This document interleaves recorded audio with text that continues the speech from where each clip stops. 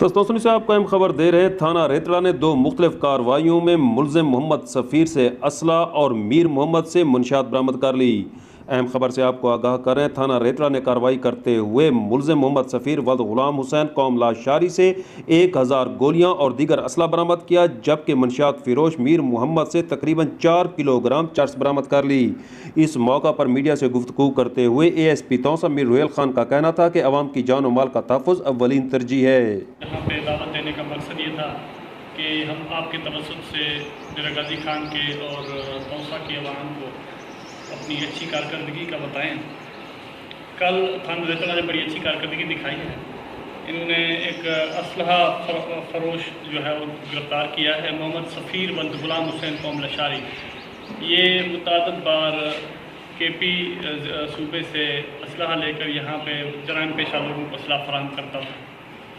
کل ان کو خفیہ انفارمیشن ملی، انہوں نے انفارمیشن پر کام کرتے ہوئے اس بندے کو گرفتار کیا۔ اس سے پوچھ گچھ کی گئی تو اس نے بتایا کہ یہ اسلحہ جو کہ 1000 راؤنڈ SMG کے کلاشنکوف کی 1000 گولیاں وہ لادی گینگ کو فراہم کرنے جا رہا تھا۔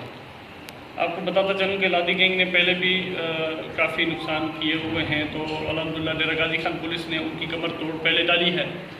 اس کے علاوہ پرسوں بھی ان کے ناجائز جو عزائم تھے ان کے خلاف ڈیرہ غازی خان پولیس نے بڑی جمع مردی کے ساتھ ان کے ساتھ مقابلہ کیا ہے، اور کل پھر یہ گولیاں انہی کو فراہم ہونے جا رہی تھی۔ تو الحمدللہ ہم نے بڑی اس میں ریتڑا پولیس نے بڑی اچھی کارکردگی دکھائی ہے اور اس بندے کو گرفتار کیا ہے، اس پر پرچہ بھی درج کیا ہے۔